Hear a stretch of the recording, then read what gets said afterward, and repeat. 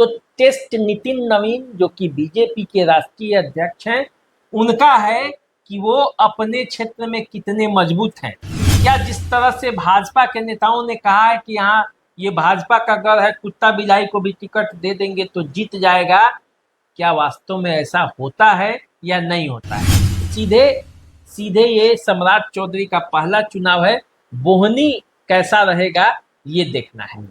सम्राट चौधरी के मुख्यमंत्री बनने के बाद बिहार में क्या होगा उसका टेस्ट ये है। टेस्ट सम्राट चौधरी जी का भी है। हाँ, इसलिए ये टेस्ट प्रशांत किशोर का है, उनके शक्ति का है, उनके चुनाव लड़ने के रणनीति का है, उनके कौशल का है।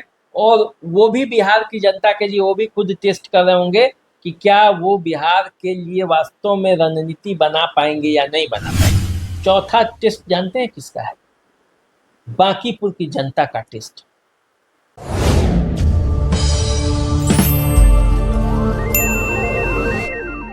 नमस्कार, मैं हूं अजय कुमार और आप देख रहे हैं द देसी अड्डा। हमारे साथ द देसी अड्डा के बड़ी संपादक राकेश तिवारी जी जुड़ चुके हैं। देखिए, बांकीपुर में चुनावी सरगर्मी तेज हो चुकी है और एक दूसरे में कांटे की टक्कर है। और इस टक्कर में किसका टेस्ट है और कौन इस टेस्ट में पास होगा, आज इसी पर चर्चा होगी राकेश जी से। तो आइए बात करते हैं राकेश जी से और पूछते हैं कि इस टेस्ट में कौन कौन पास होने वाला है। देखिए, टेस्ट में पास तो हमेशा जनता होती है जी। बांकीपुर के चुनाव का जो टेस्ट है उसमें भी जनता ही पास होगी। फेल कोई नेता करता है, जो हार जाता है उसको माना जाता है कि फेल कर गया, फिर अगली बार तैयारी करेगा। बांकीपुर में चुनाव जबरदस्त तरीके से प्रचार चल रहा है, क्या पक्ष हो और क्या विपक्ष हो, दोनों तरफ से जोर आजमाइश जारी है।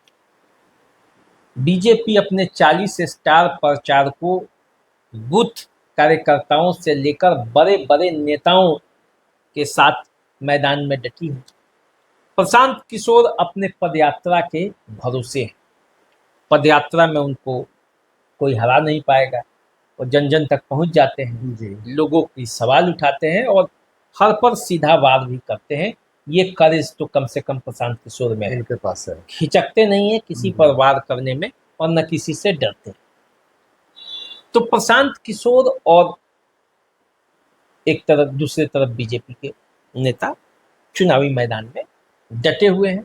आरजेडी भी यहाँ से रेखा गुप्ता है, लेकिन उनका शोर थोड़ा कम, इन दोनों से थोड़ा कम सुनाई देता है। अब ये सवाल है कि आखिर टेस्ट किसका है।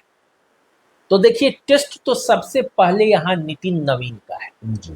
क्योंकि ये नितिन नवीन का क्षेत्र रहा है। अब ये नितिन नवीन नहीं, अब राष्ट्रीय अध्यक्ष हैं। अब वो बीजेपी के राष्ट्रीय अध्यक्ष हैं। जी।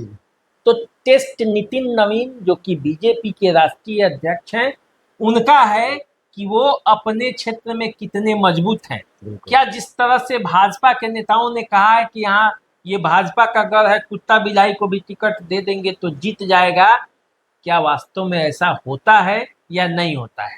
नहीं होगा तो आप समझिए कि क्या होगा। उसी तरह से होगा जैसे कांग्रेस के एक नेता ने, बड़े नेता ने कहा था कि यहाँ पे कोई वैकेंसी नहीं है, मोदी को चाय बेचना हो उसके लिए स्टॉल खोल देंगे, आकर स्टॉल खोल सकते हैं। और वो चाय बेचने वाले मोदी ने भारत के प्रधानमंत्री की कुर्सी तक पहुंच गए और उसके बाद उनको हटाना बड़ा मुश्किल है। तो क्या बांकीपुर में जिसे बीजेपी नेताओं ने कहा कि कुत्ता बिलाई के भी गर्दन में टिकट बांध देंगे जीत जाएगा, क्या वो ऐसा इस बार होता है नहीं होता है, ये देखना बाकी है। तो सबसे बड़ा टेस्ट नितिन नवीन का है। दूसरा टेस्ट जो है मैं मानता हूं कि सम्राट चौधरी का है। उनके मुख्यमंत्री बनने के बाद पहले चुनाव, ये पहला चुनाव है जो उनके चेहरे पर लड़ा जा रहा है। इससे पहले किसके चेहरे पर चुनाव लड़ा जाता था बिहार में? नीतीश कुमार के चेहरे। बीजेपी के भले उम्मीदवार होते थे, चेहरा जो मुख्यमंत्री का होता था वो नीतीश कुमार होते थे और कहा जाता था कि सुशासन के लिए, न्याय के साथ विकास के लिए वोट किसको करना है? तो नीतीश कुमार को करना है, उनके कैंडिडेट को करना है। लेकिन इस बार क्या कहा जा रहा है कि बीजेपी के जो नेता हैं सम्राट चौधरी, वो मुख्यमंत्री हैं, उनको मुख्यमंत्री बनाने के लिए और फिर जो बीजेपी के उम्मीदवार है उसको जिताने के लिए, बिहार में विकास के लिए जो वोट करना है। तो सीधे सीधे ये सम्राट चौधरी का पहला चुनाव है। बोहनी कैसा रहेगा ये देखना है। दुकानदारी में जो है वो बोहनी का बड़ा महत्व होता है। नितिन नवीन जी तो वो नहीं कर चुके हैं, हाँ। बंगाल में परचम लहरा के परचम सब जगह, और उसका उनको फल भी सब जगह जी। मिला। नितिन नवीन जी के नेतृत्व में अध्यक्ष बने और बंगाल में ये हो गया। सम्राट चौधरी के मुख्यमंत्री बनने के बाद बिहार में क्या होगा उसका टेस्ट ये है। टेस्ट सम्राट चौधरी जी का भी है। हाँ, और जो तीसरा टेस्ट है वो टेस्ट प्रशांत किशोर का है। आपने देखा होगा कि 25 के चुनाव में जितना दावा प्रशांत किशोर ने किया था सब फेल हो गया। जनता उनको अंतिम बार ये मौका देगी। मैं आपको बताता हूँ, यदि इस मौके में यदि प्रशांत किशोर फेल हो जाएंगे फिर जनता के पास उनको पहुंचने राजनीतिक गलियारे में फिर उनके लिए कोई जगह नहीं बचेगी। तो इसलिए ये टेस्ट प्रशांत किशोर का है, उनके शक्ति का है, उनके चुनाव लड़ने के रणनीति का है, उनके कौशल का है।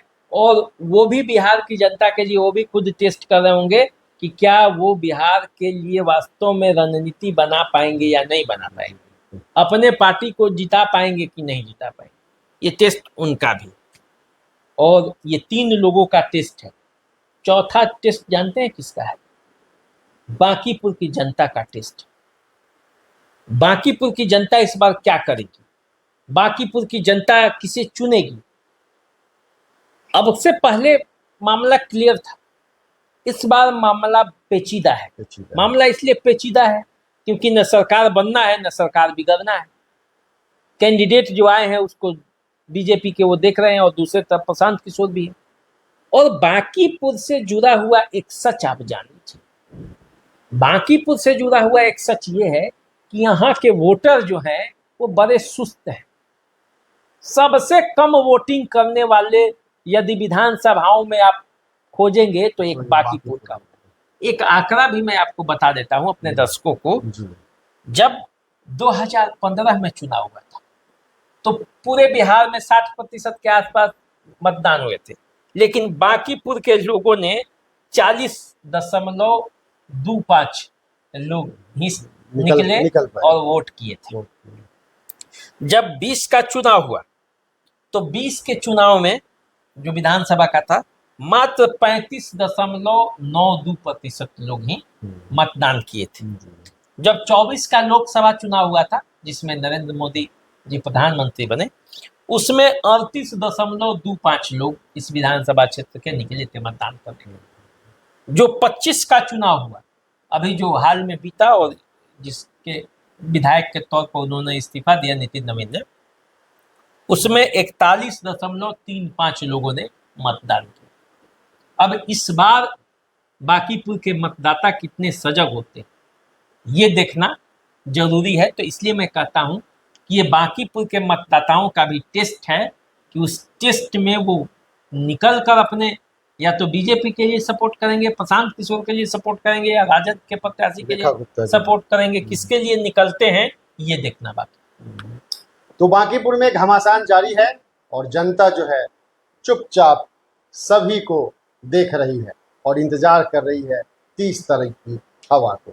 तो देखिए 30 तारीख को बांकीपुर की जनता किस तरफ करवट लेती है और किन के सर पे ताज पहनाती है, इसका इंतजार आप करिए और हमें दीजिए इजाज़त।